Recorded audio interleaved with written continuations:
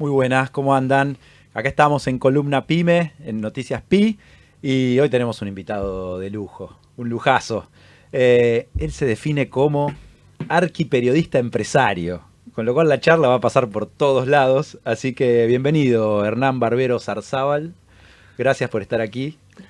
Bueno, muchas gracias a ustedes por la invitación, gracias Nico. Vamos a tratar de poder hablar de algo que nos apasiona, ¿no? Que es Sí, la vida pyme. una charla que de un tema que te gusta, viste que pasa el tiempo y decís, pero ¿cómo? Quiero seguir. Vamos. Así que sí, vamos a entrar un poco en tu historia, en todos los pasos, iba a decir pasos y ahora me arrepentí, en los escalones. Porque yo tu carrera la veo más como una escalera, ¿no? Como decir, bueno, primer escalón, segundo escalón, no como una carrera, sino como que fuiste, porque pasaste por muchos lugares. Esta definición que es tuya de arquiperiodista empresario, eh, sos arquitecto, sos periodista, sos empresario, sos emprendedor, sos creador de las charlas TEN 10. Tenés un montón ahí metido en el cerebro. Así que vamos a ir buceando un poco y vamos a arrancar, vamos a empezar a subir esa escalera. Primer escalón, cuando arrancaste. ¿De qué? ¿Por qué? ¿Por qué? ¿Para dónde? ¿Para dónde fuiste? Arranquemos en ese momento. Bueno, un poco compartir con la audiencia que uno empieza con una carrera, en tu caso contador, en mi caso como arquitecto, y creo que hay que estar como atento a cómo las realidades que van cambiando. Yo pensé que mi primer trabajo iba a ser como dibujante de arquitectura, y en realidad apareció una oportunidad que fue trabajar en el periodismo de arquitectura, ¿no? O sea, siendo estudiante. Y bueno, la supe ver en ese momento, y entonces ahí es como una vida más de profesional, ¿no? Después uno se va convirtiendo de alguna manera en un emprendedor, pero ese primer trabajo en el cronista de Ernequian, que fue un genio, y que en ese momento él decidió que había que apostar, que el negocio era hacer medios, estar en medios, Claro. ¿no? Y en ese momento tenía la oportunidad, hubo un gran casting de escribas. Los arquitectos son bastante malos todos para escribir, o somos, pero bueno, yo dentro de eso. ¿Pero vos tenías estudios de periodismo o no? No, Estudios de pero arquitectura. abuelo periodista, padre periodista. Había algo. Sí, entonces fue una segunda vocación que siempre estuvieron paralelas. Creo que cuando uno tiene la vocación de periodista, creo que nace también con uno, ¿no? Así como la de arquitecto. Pero no significa que no hice obras de arquitectura, porque trabajando como periodista de arquitectura, uno de mis primeros trabajos como arquitecto fue hacer las oficinas del show del Clio. Ah, bien, muy Me relacionado. dijeron, vos sos periodista y sos arquitecto. Así que hice las oficinas con toda la Gugis y toda esa Sí, gente sí, un show genial. de que mostraba publicidades. Sí, No sé si había otro, me parece que fue el primer show que fue así basado y dedicado completamente a las publicidades. un programa súper exitoso Muy innovador para la época muy también. innovador, muy innovador. Así que hicimos esa obra, éramos muy chicos, teníamos también 23 años, con mi socio muy, muy divertido, Jorge Finkenstein, y Viviano, que era el que manejaba los números ahí, dijo, pero ustedes los arquitectos no saben, nunca entregan en tiempo, en dinero, en calidad. Allá se Eh, decía eso, no es algo nuevo. entonces, mi socio, que era muy divertido, dice, no, es que nosotros somos de las 4B. ¿Cómo de las 4? Son 3. No, bueno, bonito, barato y veloz. Dice, pero veloz es con otra B, es con B corta. Así que bueno, hice 60 horas de arquitectura más o menos, pero como periodista en el Cronista Comercial, que fue un éxito, era un diario en color de arquitectura. Y después vino Revista Noticias, que también era un éxito total en la época de Cabezas, por ejemplo, ¿no? Mm. Y ahí durante 6 años había que ingeniárselas para todas las semanas hacer una nota de arquitectura en una revista de política y economía y O sea, de una nota que todo. le tenía que interesar a un público que no era cautivo de la arquitectura. Sí, exacto. Y eso creo que es lo interesante, que uno pueda, eh, como dentro de cada uno en su profesión, que pueda hablarle a la gente en los temas que, cómo uno se puede apropiar de la arquitectura, porque quizás le interesa, o de la medicina, de la salud, pero hablando con un idioma simple y que sorprenda, que sea... Eso es muy lindo del Poder periodismo lograr especializado. entusiasmar a alguien que no es especialista en algo que uno sabe porque estudió y trasladarlo no es fácil. No es fácil, no es fácil. Y, y bueno, después el periodismo me fue llevando, de alguna manera empecé como el mundo empresarial, pero desde, como vos lo dijiste muy bien, uno no tiene que tener miedo a esas, como perfilar, no, pero si yo estudié arquitectura, ¿por qué hago periodismo? Uno va teniendo, hay que acostumbrarse, creo que escuché que cada 7 años aproximadamente va virando un poco la profesión. Es tan dinámica hoy Hay como una crisis de cambio. Crisis en el buen sí, sentido, ¿no? No, no, claro, no. el mercado también, ¿no? Saber ver la realidad y ver que las cosas van cambiando, así como Ornequian apostó por el mundo de los medios, era porque era el gran momento de los medios, y entonces yo me fui metiendo en eso, pero también quería hacer algo propio. Entonces me acuerdo que un día le pregunto a Horacio de Dios, que hacía las notas de turismo en la revista Fer, donde yo también estaba, y Estabas le digo, de todas. De todas las que te abrían la puerta. Sí, sí, yo puedo escribir sobre eso. sí, sí, sí, era una época de oro del Hasta periodismo. ahí eras empleado. Pero te picó el bichito Ahí de ya empecé a decir, hacer, quiero algo propio. hacía como entrevistas, era como, trabajaba como colaborador, pero yo me ofrecí y también estuve 6 años en FERS y Horacio de Dios yo le decía que bien, que clara que la tenés vos, que bueno, fue el maestro del periodismo de turismo, ¿no? Y estaba con sus notas en Miami y me dice, no te creas, ser periodista es la manera más divertida de ser pobre, salvo que todos los contactos que te da el periodismo, ¿no? Y creo que Claro. eso fue lo maravilloso y ahí saltamos, como vos dijiste, del primer escalón, que era pensando que yo iba a ser un arquitecto, después pasé a periodista y ahí como uní las dos en ese tercer escalón, que fue como una consultoría de comunicación, de prensa, trabajando para algo que a mí me es absolutamente, es un gran amor, que es la empresa, ¿no? O sea, comunicar empresas, pero de construcción, ¿no? Entonces, uniendo las dos cosas, apareció otra cosa que también es linda cuando aparecen alguien que ve algo en vos que vos no habías visto, ¿no? Y apareció nada menos que Enrique Pichón Rivier, que fue el gran empresario de las ferias de construcción, y me dijo, vos sos arquitecto, sos periodista, podrías hacer, comunicar mi feria, Expo Vivienda, Mm. que estuve como, no sé, como 15 años, y eso también fue un tercer escalón, ahí sí ya Ahí ya trabajamos armaste tu como consultora, pero pyme. la armaste. A mí lo que me llama la atención también es que la armaste en un nicho que en ese momento, o sea, parecía muy, muy chico. No sé si había otra consultora en ese momento de construcción. Tan marcado el nicho como decir, bueno, voy a tener una consultora de comunicación, pero solo para comunicar este rubro. Sí, sí, la especialización siempre le gana a la generalización, decía Olríes, el libro Posicionamiento, ¿no? Entonces siempre en esa especialización donde uno renuncia a todos los demás trabajos, te pueden salirte prensa de todos los demás, en esa especialización nosotros nos hicimos muy fuertes, llegamos a ser Claro. como muy reconocidos en eso y comunicamos unas 250 empresas de construcción, hasta un gobierno, el gobierno de Brasil, cuando quería exportar a la Argentina, comunicábamos los materiales llevamos arquitectos al Carnaval de Río, por ejemplo, para que compraran los materiales brasileros. Debe haber Este, sido un gran trabajo ese. Debe haber eso fue sido. como lo que decía Horacio de Hubo Dios. que sacrificarse y bueno, tuvimos que ir al Carnaval de Río a Este, comunicar. ¿No? Sí, Siempre. y ese fue como el tercer escalón, ¿no? De agencia de comunicación, ya bien como pyme. Y quiero aclarar algo, y esto es un poco para los arquitectos que nos puedan estar escuchando, que los arquitectos nunca se ven como una empresa, como un empresario, se ven como un estudio, como un atelier, pero son una empresa, por ahí tienen 10 empleados, 5, 30, y que puedan pensar como empresarios, ¿no? También. Digo por nosotros mismos, Mm. cuando fuimos arquitectos, que ya era una vocación liberal y que teníamos que hacerla nosotros mismos, que poder pensar como empresarios, eso es muy Claro. importante. ¿Por qué crees que se da eso? Por ahí en la formación universitaria no hay formación de empresa económica.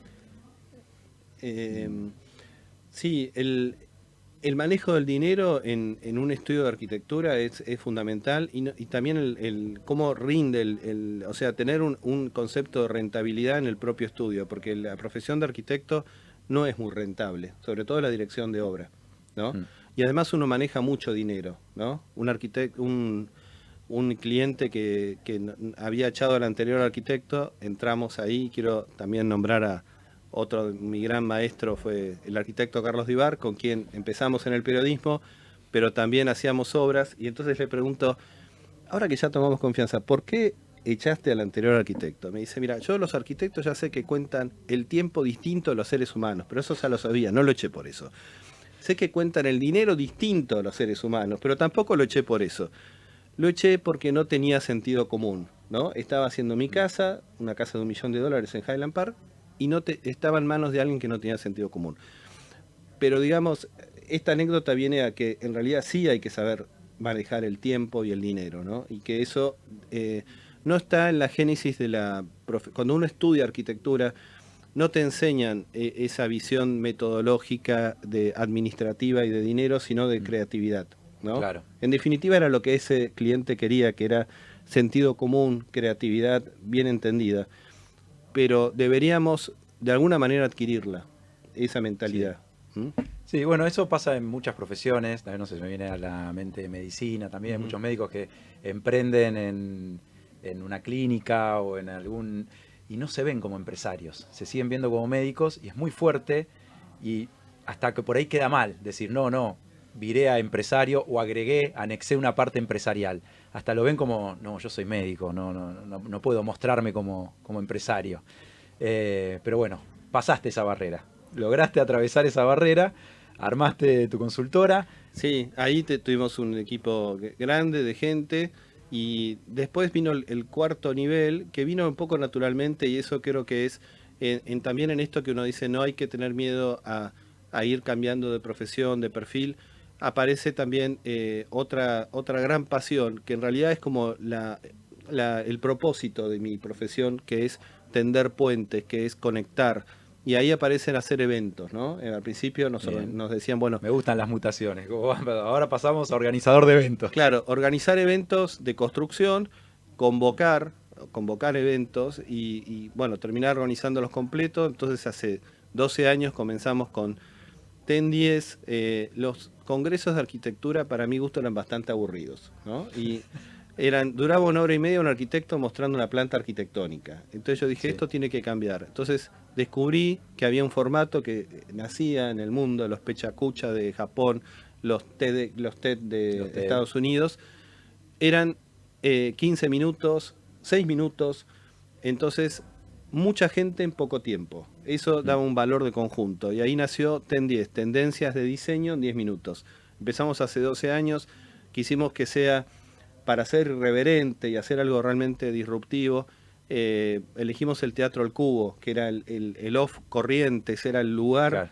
del under del teatro, y eso fue maravilloso y ahí empezó como una nueva forma. Entonces eran muchos arquitectos o empresarios también. Nos gustó que hubiera una mezcla entre arquitectos, empresarios, o sea, los propios clientes de los arquitectos, ¿no? Compartiendo aprendizajes, Claro, o ¿no? sea, hablemos de arquitectura, diseño, pero no solo los profesionales que estudiaron arquitectura, sino también los agentes que están alrededor de una construcción, de un estudio de arquitectura, pero bueno, Un diálogo en cadena de valor, proveedores, claro, clientes, exacto. mezclar. Proveedores no, pero Proveedores no entraron. no. Después descubrimos que nuestros patrocinadores podían tener unas palabras al final y ahí un poco Ah, después les abriste la puerta. aparece claro, sí, sí. Pero en la etimología de la palabra diversión es diversidad. Diversidad y diversión tienen la misma etimología en latín. Entonces, la variedad de miradas hace a la diversión y hace a la riqueza, ¿no? De poner arquitectos con desarrolladores, con asesores y todos juntos hablando. Entonces el público, en 10 minutos cada uno, descubrió algo interesante. Estamos hablando de empresa pyme, nos fue muy bien con los patrocinadores, porque también nosotros lo que generábamos era una experiencia donde de alguna manera también juntábamos nos juntamos a conversar sobre el show que íbamos a hacer, donde estaban los patrocinadores. Porque también me imagino que decirle a un arquitecto que está acostumbrado a hablar en un congreso 1 hora y media o el tiempo que desee sobre su planta y su dibujo y su diseño, decirle, mira, tenés 10 minutos. Tampoco debe ser fácil para el arquitecto decir, ¿y cómo hago para simplificar todo esto en 10 minutos? En realidad en la vida, seguramente cuando alguien ha tenido que ir a ver a un cliente importante y convencerlo, nunca te dan mucho más de 10 minutos. Yo una sola vez tuve que hablar con Arnequian y empecé a hablar de que yo era compañero del sobrino y me dijo, golpeó la mesa y me dijo, tema. Y ahí aprendí que hay que saber ir al grano, ¿no? Entonces creo que es una muy buena experiencia que nos puede tocar a todos, que en 10 minutos se pueden decir muchas cosas. Hablando de eso ya, no sé, creo que ya van más de 10. Ya hago más de 10 minutos, pero todavía me falta. Porque esta visión que tenías de decir, bueno, los congresos de arquitectura pueden tener una vuelta de rosca, evidentemente la gente también lo veía. O sea, profesionales y colegas también lo veían porque se sumaron. Cayó bien la idea, de decir, che, por fin alguien agilizó esto. Arrancaste local en Buenos Aires, pero te empezaste a expandir.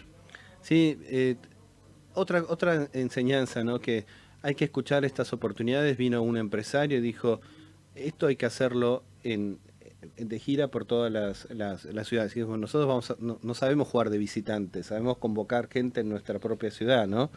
No, pero ¿por qué? ¿Se puede hacer? Entonces, bueno, se juntaron 2 o 3 marcas y nos hicieron como el empuje. Los cordobeses, que son empresarios muy, muy pujantes, lo hagamos. Ellos conjugan el verbo hacer, ya está, se está haciendo, no lo vamos a hacer, lo hagamos, ¿no? Hasta gramaticalmente ya van como un paso adelante. Exacto. Y ahí empezamos en Córdoba, después nos animamos y hoy ya son 9 ciudades donde estuvimos y donde este año vamos a estar en 7.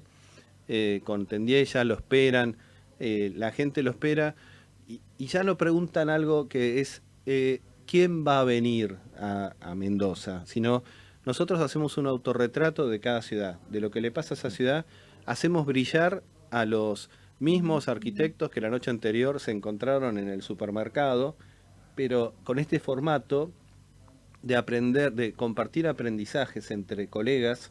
Entonces uno puede como llevarse una riqueza, ¿no? Y en buscar un tema bien también disruptivo, bien desafiante, ¿no? Por ejemplo, no sé, arquitectura gastronómica, diseño, negocio y experiencia, ¿no? El diseño es obvio, los arquitectos, pero el negocio y hablar, no sé, en un evento que hicimos en el Malva, habló Rafael Pereira Aragón sobre el negocio hacia los arquitectos, ¿no? Y la experiencia, que hoy es todo, el consumo, ¿no? Entonces buscar temas así interesantes, buscar distintos personajes, y hace que Tendies es un evento muy, muy que sigue vivo porque también es un poco de periodismo, es pasar revista de lo que está pasando ahora. Claro, no, también es que cada escalón que vas atravesando no es que vas dejando lo anterior, ¿no? O sea, todo lo que vas aprendiendo te va acompañando al siguiente escalón. Entonces solo lo podés hacer porque hiciste el escalón anterior. Claro, si vos hubieses querido arrancar con los eventos de cero, hubiese sido muy complicado. Sí, pero también uno va barrenando la ola, y también es importante en qué industria uno está, porque uno puede ser arquitecto, pero si uno sabe que hace 30 años la industria que crecía eran los medios, por ejemplo, ¿no? O la industria que también en ese tiempo fue la telefonía celular, y los que crecieron como, no sé, alguien que estudió administración de empresas, pero que encontró que barrenaba la ola en esa industria. Yo eso le digo a los chicos que están empezando, ¿no? Incluso a los que quieren hacer un emprendimiento. Busquen las industrias que van a crecer mucho más rápido las industrias que sus profesiones. Me gusta esta analogía de verlo como una ola. De decir, bueno, es más fácil si vos acompañás la ola y podés identificar esa industria que hoy se está gestando, por ahí todavía no rompió esa ola, pero tiene toda la fuerza que te va a llevar, y para cuando rompe vos ya estás ahí. Claro, porque cuando está naciendo uno no la ve venir. Claro. Hay que saber ahí Los que No, van con tenés que la tener las tablita, antenas muy abiertas. los que van con la tablita se ponen ahí y la barrenan entera, ¿no? Exactamente.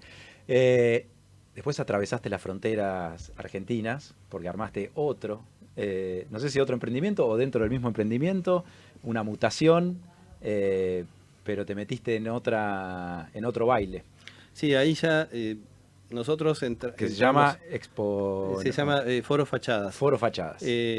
Nosotros, y más como somos los arquitectos, siempre creemos digamos que la empresa es algo que, no sé, es casual, ¿no? Pero ya cuando la consultoría de empresas ya nos enseñó a meternos más en el mundo de las empresas. Ten10 nació como un juego y sigue siendo un juego. Nos va muy bien, pero ya bueno, había que pasar las fronteras, necesitábamos como en algún punto y bueno, cuando uno Ese es el va- espíritu emprendedor que no te deja estar tranquilo. Decís, pero si esto es lo que yo quería y ya está. Y pero ahora se me ocurrió otra cosa. claro, el desafío cuando uno cambia de país y digamos, los valores son 5 veces más o 10 veces más, entonces ahí había que hacer las cosas de una manera muy focalizadas, con plan de negocios y todo. Y bueno, y lo que nos pasó fue que decíamos, bueno, vamos a jugar al básquet primero en una ciudad chica cruzando la frontera y nos tocó jugar en la NBA directo, que es el mercado de México, que ruge, Claro. ¿no?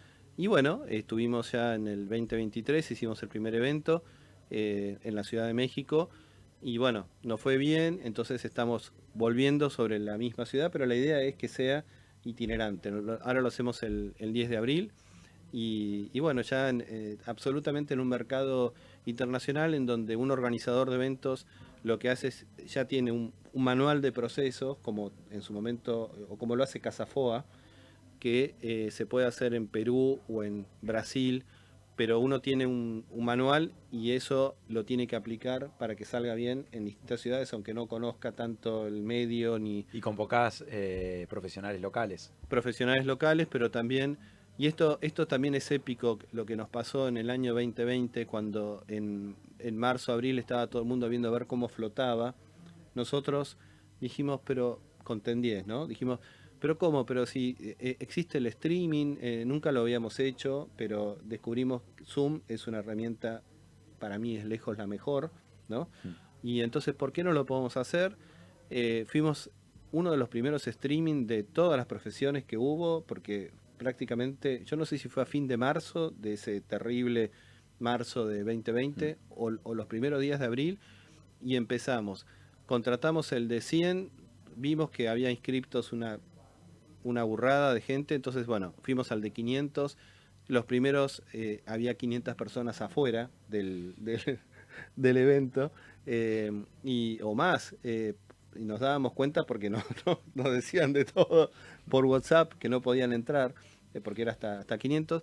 Y bueno, y eso también creo que es buenísimo, ¿no? Encontrar hay un proceso que nosotros lo hablábamos mucho en Ten 10 Bueno, cuando... pero eso no es casualidad. O sea, que se Ujú. te haya ocurrido hacerlo y exponerlo por streaming cuando fue de los primeros, y que de repente explote. Y que decís, che, acá hay mucha más gente de la que esperábamos. No es casualidad tampoco. Es todo el trabajo previo, esto que hablábamos, de ir subiendo escalón a escalón y ir aprendiendo en el camino. Decís, bueno, desembarco en esto nuevo, pero con todo este bagaje, y la gente responde. Claro, esa famosa frase china de que crisis es igual a oportunidad. No es así si no pasás por lo que pasa en el medio, ¿no? O sea, la crisis te hace ver un cambio. El cambio te hace ver una respuesta, un desafío frente a la respuesta a esa crisis y a ese cambio, y ahí aparece la oportunidad. Pero hay que pasar todo ese proceso. Claro. También veo que te mantuviste fiel a la especialización porque el foro es de fachadas, nada más. O sea, cada vez más específico lo tuyo. Digo, vas como un rayo láser enfocándote y ya Sí. no son tendencias en 10 minutos que suena más abierto. Que tampoco es tan abierto porque o sea, particularmente cerrado a la arquitectura, construcción. Pero ahora, o sea, cuando saliste al exterior, a Latinoamérica, es fachadas. O sea, ¿por qué ese nicho tan concreto? Bueno, ahí hay una respuesta de empresario, ¿no? O sea, la fachada es la industria más fuerte de la construcción. Ah, Puede significar en una obra, en un 15% del valor o un 20% de todo lo que significa la envolvente arquitectónica. Además tiene que ver con el tema de la sustentabilidad, con la tecnología, cada vez son más tecnológicas las fachadas y entonces eso genera una industria económica muy fuerte, con marcas muy poderosas y además al arquitecto es lo que más le interesa, al desarrollador es su imagen de marketing. Tiene como muchísimos desafíos, ¿no? La fachada. Este año vamos a hablar de innovación y vamos a hablar de digitalización. ¿Cuánto hay de digitalización atrás de una envolvente arquitectónica? Bien. Contame ideas que tengas para acá, para adelante, para el futuro. Ahí me acabas de decir agregar charlas, una beta tecnológica a las charlas, temas de tecnología, de... Sí, bueno, la tecnología tenemos que estar, es un tema del cual hay que hablar continuamente y hay que introducirlo, atraviesa absolutamente todas las industrias. Sí, seas arquitecto, seas contador, Sí. seas abogado, tenés que meterte en Em, ese tema. lo que quería también compartir es a la gente que es pyme, algo que por ahí todavía no hablamos, que es en realidad cómo hacer el liderazgo, ¿no? El liderazgo que uno tiene que hacerlo desde ya con los colaboradores, eh, con los socios, con los maestros, esos maestros que te dijeron, pero si vos, Pichón Riviero o Carlos Vivar, vos podés hacer esto, porque haces esto más esto y te vieron. Entonces hay una cuestión de admiración, hay una cuestión de agrandar lo bueno en la gente. O sea, creo que todo lo que hacemos es gracias a que supimos y sabemos trabajar en equipo, ¿no? Entonces, grandes vectores del liderazgo es admirar, agrandar lo bueno, eh, eh, ver en el otro, a ver, en los colaboradores, sorprendeme, o sea, sé que vos lo podés hacer, sorprendeme, no dar órdenes, sino Estar cómo lo abierto, harías vos, ¿no? claro, Hacer estar preguntas. abierto a la opinión del otro, al error del otro también. Tenés que Tenés que darle aceptar un el marco error. de error, por supuesto, ¿no? Pero es maravilloso, la gente te sorprende muchísimo para bien. Porque Los si, socios también, ¿eh? O sea, las sociedades de 50 y 50 no son, creo, las mejores. No siempre son las mejores. Yo creo que en ese caso 51 y 51. Las sociedades, a veces hay que saber decir, bueno, ¿vos cuánto podés dar a este negocio? ¿El 30%, el 40%, el 45%? Saber ver eso, porque a veces como que el pacto natural es 50-50 y se cometen muchos errores, mm, problemas Entonces, la sociedad es una de las claves en todo empresario pyme, que tenemos que saber cómo nos asociamos. Para mí siempre fue muy exitoso. De hecho, ahora en México también la sociedad con una arquitecta, Maui Cittadini, que es argentina, pero bueno, a la cual estoy muy agradecido porque fue la que también empujó para que se pueda, en un mercado que no conocíamos, estar, ¿no? mm, A todos los que estén queriendo exportar, tienen que tener un aliado local.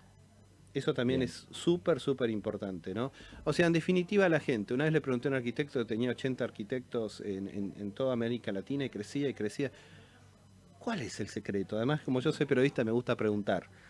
¿Cuál es el secreto? Mira, qué buena pregunta de mi crecimiento. Vení un costadito.